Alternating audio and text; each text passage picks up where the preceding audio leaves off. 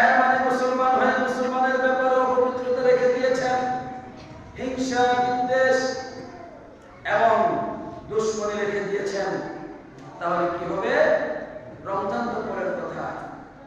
আল্লাহ নবী সাল্লাল্লাহু আলাইহি ওয়াসাল্লাম বলেছেন, হাদিসটি সহিহ মুসলিমে এসেছে, তুফতাহু আবওয়াবুল জান্নাতি ইয়াওমাল ইথনাইন ওয়া ইয়াওমাল খামিস, জান্নাতের সকল দরজাগুলো সপ্তাহে 2 দিন খুলে দেওয়া হয়। একদিন হচ্ছে সোমবার আর আরেকদিন হচ্ছে বৃহস্পতিবার। এই সোমবার এবং বৃহস্পতিবারে সকল জান্নাতের দরজাগুলো খুলে দেওয়া হয়।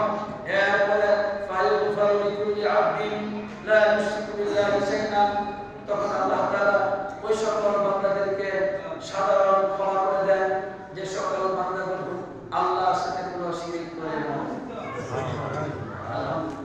এমনিতে ক্ষমা করে দেন।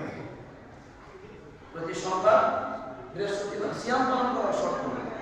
আপনি যদি আল্লাহর ইবাদত করেন, আল্লাহর সাথে শিরক করেন না, আল্লাহ তাআলা আপনাকে মাফ করে দেন। সুবহানাল্লাহ। কিন্তু ওই হতভাগ্যকে ক্ষমা করা হয় না।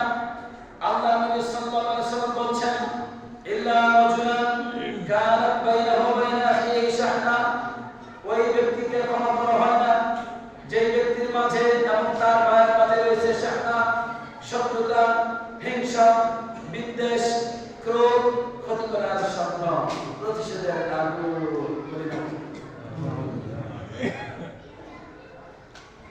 আমি ওই মানুষটাকে দেখতে পাই, আমি ওই লোকটির সাথে আমার শত্রুতা। কেন? সেই লোকটি আমার ক্ষতি করেছিল, আমার বিপদ করেছিল, আমার সাথে সম্পর্ক নষ্ট করেছে, আমার যথাযথ সম্মান করে নেয় বা আদায় করে নেয়, তার সাথে আমার কোনো সম্পর্ক নেই। তাহলে এই যদি হয় চরিত্র, এটাকে শাহনা বলা হয়। এটা হচ্ছে শাহনা, অন্তরে শত্রুতা লুকিয়ে রাখা।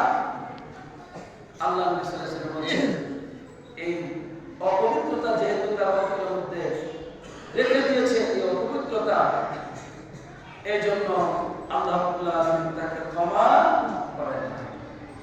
সুতরাং আপনি কিভাবে নিজেকে রমজানে পরিপূর্ণভাবে ইবাদতকারী হিসেবে পেতে চান? কিভাবে?